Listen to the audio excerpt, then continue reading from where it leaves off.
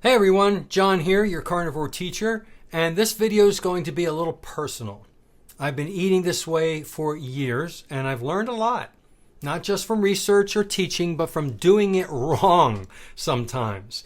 So today I want to share the top 10 mistakes I made and most people make when starting the carnivore diet, so you can skip the struggle and accelerate your healing journey.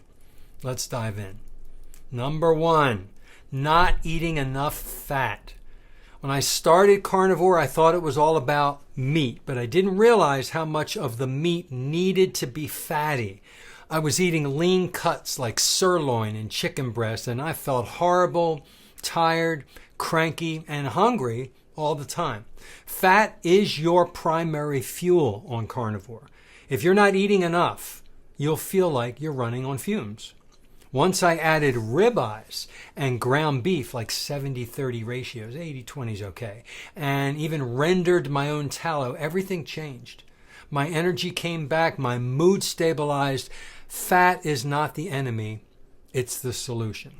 And on this one, what I do every night for dinner, when I have a steak, a ribeye, chuck eye, whatever it is, I have my grass-finished butter, and I take a little bit of butter with my steak and it goes in my mouth at the same time. If it's not a fatty enough piece, I add the butter. If it's real fatty added into there, I don't need the butter. I love fat. I actually go the other way and I have a little too much sometimes, and I can tell on the back end. Number 2, overcomplicating it. I used to obsess over the macronutrient ratios and the meal timing. But the truth is, your body knows what to do. You don't need apps or calculators to tell you how much to eat. Eat when you're hungry. Stop when you're comfortably full. That's it. Carnivore works because it simplifies your life. When you start micromanaging it, you lose the very freedom it's supposed to bring. Now, I still have a problem with always eating at 11 or 12 and always eating at 5 or 6 o'clock at night, just because the clock says to do that. I was raised that way. So I'm still, whether I'm hungry or not, it's like, oh, it's time to eat.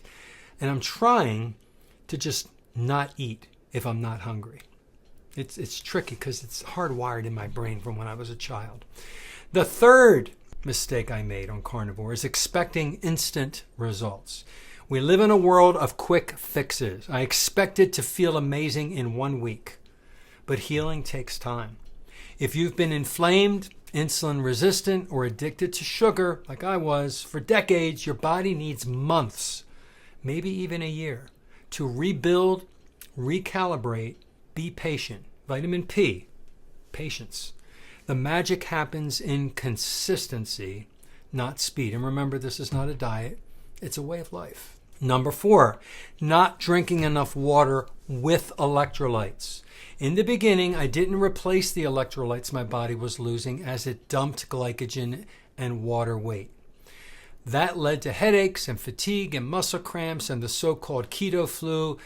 Just add real salt, not the cheap iodized kind, and make sure you're staying hydrated. I personally use Redmond Real Salt. I use Redmond Relight Hydration. I add that to my water bottle that I use.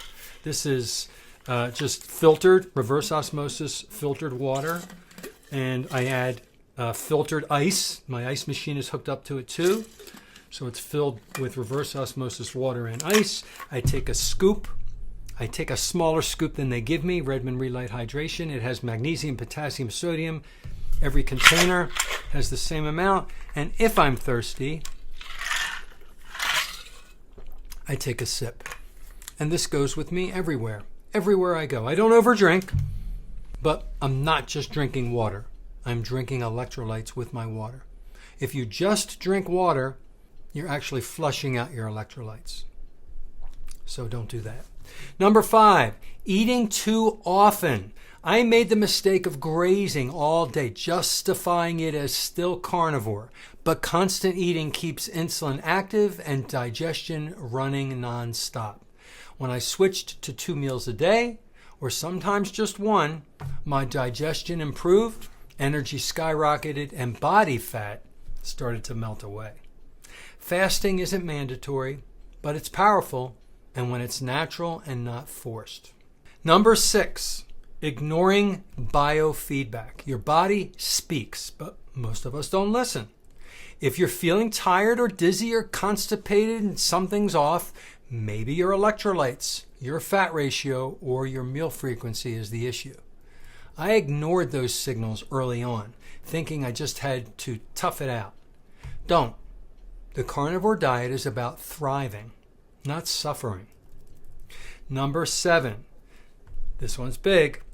I used to watch others lose 40 pounds in 2 months or get shredded fast and wonder what's wrong with me. Everyone's metabolism, history, and level of healing are different. Your journey is your own. Don't compare your chapter 1 to someone else's chapter 20. Just stay consistent. Now, personally, I did lose the needed 35 pounds pretty rapidly. And then, without even trying, I started getting it's not a washboard abs, but I've got abs now. I can feel them with my fingers. I can feel the ripples. I never had that my entire life. So I know I'm losing fat and gaining muscle. And it feels great. And that's my journey. Everybody's different. Some people take years to get that far. Some people go faster. Don't compare yourself. Number 8, not getting enough sleep. I struggle with this one. When I first started, I thought food was everything. But sleep is where your hormones heal. Growth hormone, testosterone, leptin, they all reset during deep sleep. If you're scrolling on your phone at midnight, you're sabotaging your results. Now, I guard my sleep like I guard my ribeye. I do. No screens, dark room, early bedtime. It makes all the difference. I wear blue blocker glasses if I'm going to watch Netflix at night or something, or I'm going to be on my phone when it goes to sunset. I make sure that I'm doing everything I can to not disrupt my circadian rhythm and my sleep. Number 9, thinking carnivore is just about food. It's not. This way of eating transforms your mindset, not just your metabolism. I used to think I fixed my diet, everything else would fall into place, but you still need movement, sunlight, community, purpose, and gratitude. Carnivore gives you clarity, but what you do with that clarity determines your long-term success. So absolutely, put the proper foods in your body, which is the carnivore foods, but get good sleep. Manage your stress. Get sunlight. Ground. Stand in your bare feet, out in nature. Inhale nature. Give thanks for all the great things that you have. And all these things together is carnivore. Number 10, quitting too soon. The biggest mistake I see, I didn't do this one though, and I almost made it, is quitting right before the breakthrough. That first month can be rough for some people with cravings and fatigue and detox symptoms. But every single person who stuck with it long enough came out the other side saying, I can't believe how good I feel. Don't let the hard parts scare you away from the best health of your life. Now, I didn't jump in right away. I did keto first, then I did ketovore, and then I did carnivore. I didn't do it on purpose. I just did it that way. And I found that when you ease into this by slowly taking out the carbs and sugar, take out the seed oils right away, it's easier. But you have to find your path. Some people like to jump right in, and if you do, stick with it. So in closing, if you're just starting carnivore, keep it simple. Eat fatty meat, stay hydrated, sleep deeply, and trust your body. And be patient. These lessons were hard-earned, but they changed my life. And I hope they make your transition smoother, easier, and more enjoyable. If this video helped you, hit the like button, subscribe, and share it with someone who's just starting out. Remember, your body wants to heal. You just have to get out of its way. I'm John, your carnivore teacher, and I will see you in my next video. Take care.